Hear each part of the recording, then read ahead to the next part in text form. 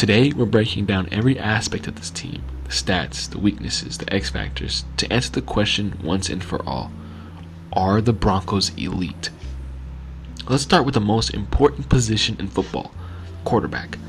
Bo Nix has been clutch, and I'm not just hyping him up. The numbers prove it. Fourth quarter Bo Nix is genuinely one of the most unstoppable forces in the NFL right now. Check out this insane contrast. First quarter Bo versus fourth quarter Bo. It's night and day. That's not just improvement, that's a complete transformation. When the pressure is highest and the game is on the line, Bo elevates, and that's what elite quarterbacks do. But here's my question for you. Would you trust Bo Nix in a playoff game? Drop your answers in the comments. Now here's the problem. The Broncos offense hasn't shown its full potential yet. Bo Nix is still missing deep throws, they're still going 3 and out, and they're notorious for going entire games without scoring until the fourth quarter. Superhero ball in crunch time has saved them, but that's not sustainable. Elite teams don't wait until the fourth quarter to turn it on, they dominate from kickoff. Now, let's talk about what's undeniable. This defense is special. The Broncos are a top 5 defense across the board, 3rd in passing defense, 8th against the run, 3rd best on third down, and the number 1 red zone defense in the entire NFL. Let me put that in perspective. Not a single team in the AFC has a defense even close to this level. The only other teams in the top 10 of 2 of these categories, the Rams and the Falcons, both in the opposite conference. The pass rush is absolutely relentless. 7 different players have over 2 sacks this season. That's depth you cannot game plan around. Nick Bonito leads the entire league in sacks. Let that sink in. He's outpacing names like Myles Garrett, Micah Parsons. Then you have Zach Allen and Jonathan Cooper. Both all-pro caliber players are having dominant seasons. Cooper already has 6 sacks this year after posting 10.5 last season. Is this the best pass rush in football right now? Well, let me know what you think. But it's not just talent, it's scheme.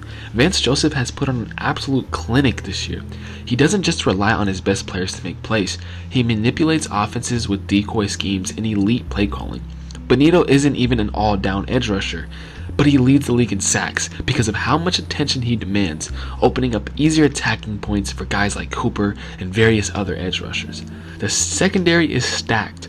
Patrick Surtain, Brandon Jones, and Hufanga have provided elite coverage that forces quarterbacks to hold on to the ball longer, leading to even more sacks.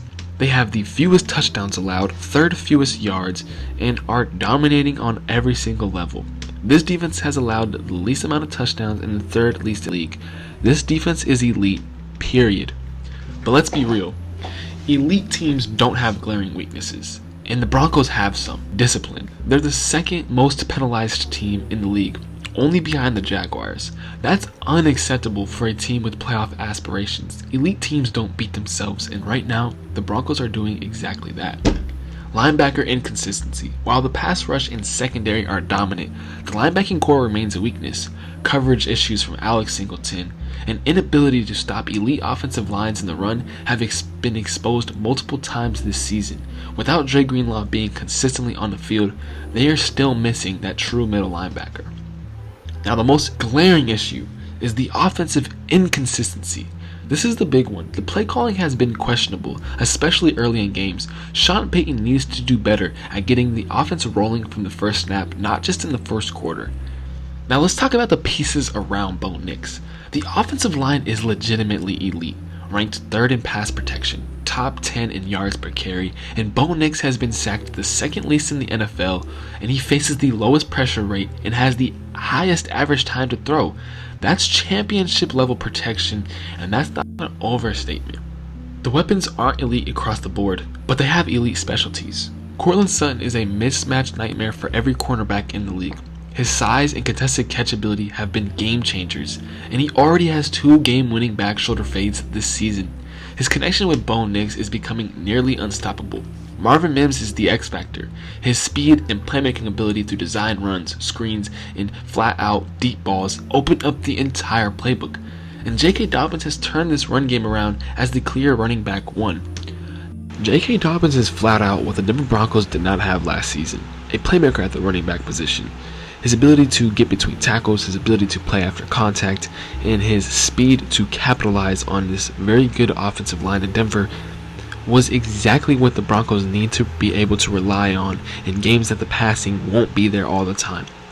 And now that they have not only Dobbins and Harvey, this offense becomes very dynamic with Harvey's catching ability and Dobbins' downhill speed and physicality. Displaying that elite potential proves that this team has every intangible to be elite. So are the Broncos elite? Here's my answer. Not yet, but they're knocking on the door. They have every single piece to become elite. A Hall of Fame coach, an elite defense, an elite offensive line, and a high potential quarterback who is thriving under pressure, and weapons that can win in